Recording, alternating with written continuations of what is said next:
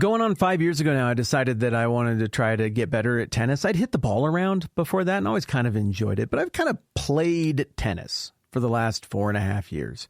I got a membership up at the tennis center. I go up there all the time. I got friends up there. I try to play people who are better than me. It's not hard to find those kind of matches. And I'm improving. It's fun because I'm past my physical prime for all the sports that I grew up playing. And I played everything: baseball, basketball, football, hockey, volleyball, wrestling, track, everything except tennis. I didn't play tennis. So I'm getting worse at all of those sports that paid for my college education and that were so much fun and so physical. But there's one sport I'm getting better at, and that's tennis. Now, it's not a function of me getting younger. It's a function of I was horrible to start, and the only thing I could do is get better. But it's still really encouraging, and I like that. But over the course of learning tennis, I've discovered that it hasn't been this straight line or arc of growth. There's been a lot of regression as well. It's very easy for habits from all of those other sports to sneak in and manifest in ugly ways. So, for example, when you get up close to the net in tennis, every now and then there'd be a situation where you'd swing away like crazy. But generally speaking, the closer you get to the net, the more likely you are to take a ball out of the air and hit what's called a volley. And like everything in sports, there's a certain technique that works pretty well for that. And then there's all the other stuff that don't work so well. And I remember doing a couple lessons a while back to really work on that. I internalized a bunch of things. My net game improved. My volleys got way better. And I'm okay at that part of the game. But I was out playing with somebody really talented who I haven't hit with for a while, and kind of a coach type player. And they were looking at my volleys and they're like, "Hey, what happened, man?" "Well, what do you mean?" "Well, what's this stuff you're doing up around the net? Why are you doing this? And why are you doing this other thing? And why are you doing this?" I was like, I don't know. It still seemed right to me. And the guy was like, "Matt, you're a baseball player. Remember, we used baseball terms to explain what you're doing with your hands and how to hit that ball right. You're not doing that now." And I was like, "Oh, dang, you're right. I'm not." And the reminder was, this is setting up so beautifully. This is the best likewise ever. The reminder was, "Matt, at heart, you are a baseball player. Do your baseball thing here, and you will hit volleys properly. Keep doing whatever this thing is, which is a departure from who you are, and it's going to be bad for you." Likewise, ha-ha! Paul is like the tennis coach. We're like the tennis player.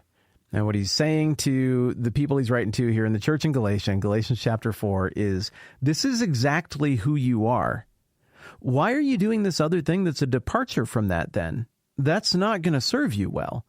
Remember who you are and be clear on that, and then do the things that flow out of that, and it's going to go better. Here's how that goes in the text. Galatians 4. "Because you are sons," who you are, "God sent the Spirit of His Son into our hearts," who you are, "the Spirit who calls out, Abba, Father." Even that is a statement of who you are, as we talked about yesterday. Someone who's in close, intimate relationship with the Father, not some distant relative or somebody who has to act like a dignitary. I mean, it's Dad. "So you are no longer a slave." That's a who you are statement. "But a son." That's a who you are statement. "And since you are a son," that's an identity statement, "God has made you also an heir." That's another identity statement. What was that, like 8 in that stretch? Dang. "Matt, here's who you are. You're a baseball player who's playing tennis, and that serves you really well in this way. You need to remember who you are, a baseball player playing tennis, and do the things that flow out of that up here. Come on, man, we've talked about this." Paul makes the same pivot here in Galatians 4:8. "Formerly, when you did not know God," that's a who you were statement, "you were slaves," who you were statement, "to those who by nature are not God's." More refinement on a who you were statement. "But now," now we're going to get who we are statements. "But now that you know God," identity statement, "or rather are known by God," further identity statement, "how is it that you're turning back to those weak and miserable principles? Do you wish to be enslaved by them all over again?" Oh my goodness, I'm not even there. I don't even know that I'm actually making the mistake right now. And maybe at other times in my life, I'm not sure I'm getting this wrong right now, or that Paul is actually yelling at me. Maybe he is. I got to think about it more. But oh my goodness, it feels like this is directed straight at me because of how many times I've been on the receiving end of this kind of a talk from a parent or a mentor. This is who you are. What you're doing here is not in keeping with that. You need to remember who you are in order to get back to doing things the right way. Let's break down the passage a little further. Formerly, when you didn't know God, you were slaves to those who by nature are not God's. So now we're running with that slavery illustration even further. We're not talking anymore about being like a slave or like someone who's under a steward or a guardian under the law. We are talking about straight up slavery, and slaves are not heirs. Guys, what are you doing? You remember when you were that? Do you remember how it felt? Do you remember what that was like? There was a darkness over your eyes. I mean, Paul could say, I felt that too. I had darkness over my eyes for a while, quite literally.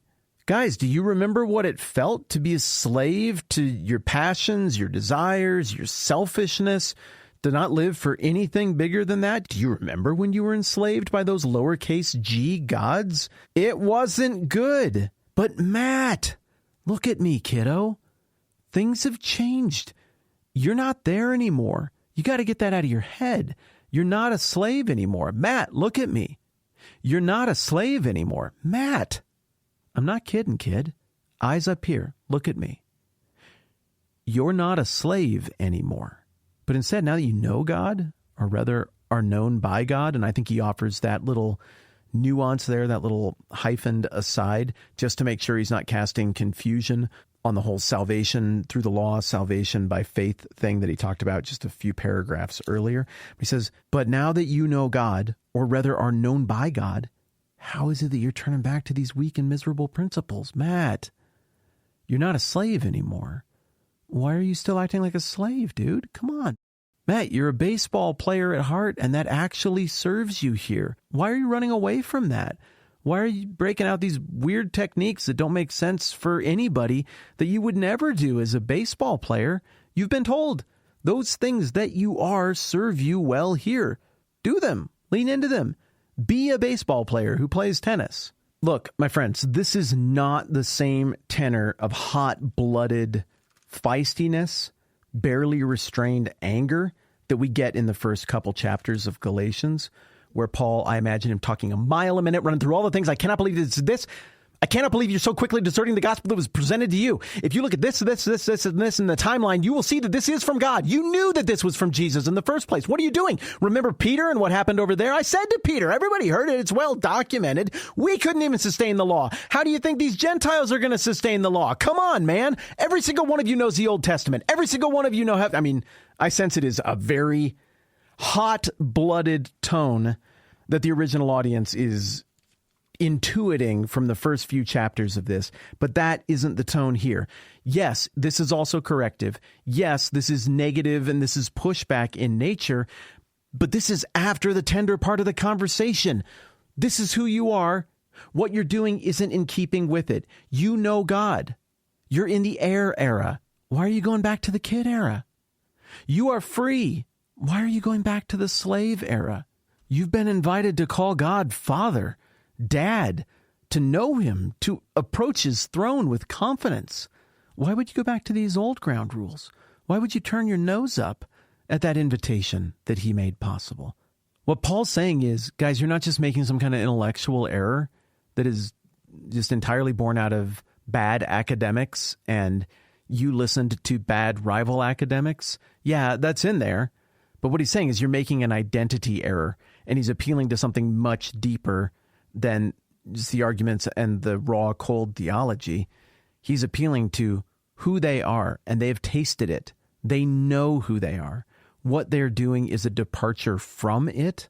And so, yeah, this is corrective, but it's a warm invite back to who they are and the stuff that flows out of it. And honestly, think about how much simpler these 4 verses have been, even in our tone, as you and I are talking. How much easier has this been than the last 50 episodes, than the last 150 episodes?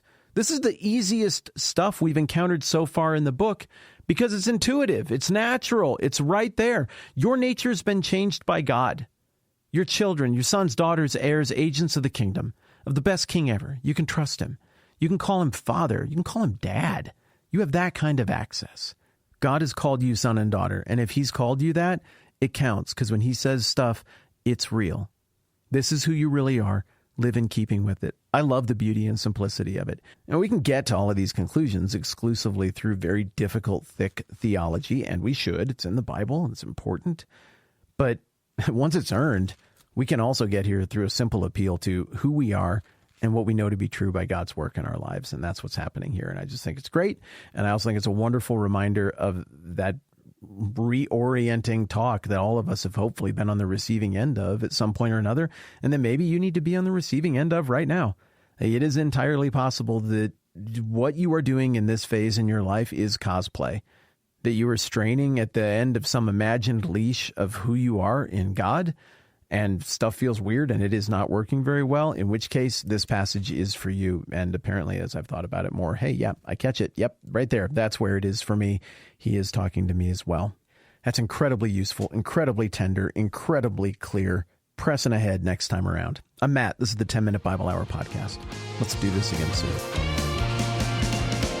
This podcast exists because many of you kick in to make it happen, even though you don't have to. Learn more at thetmbh.com/support. We're grateful because that supports our family.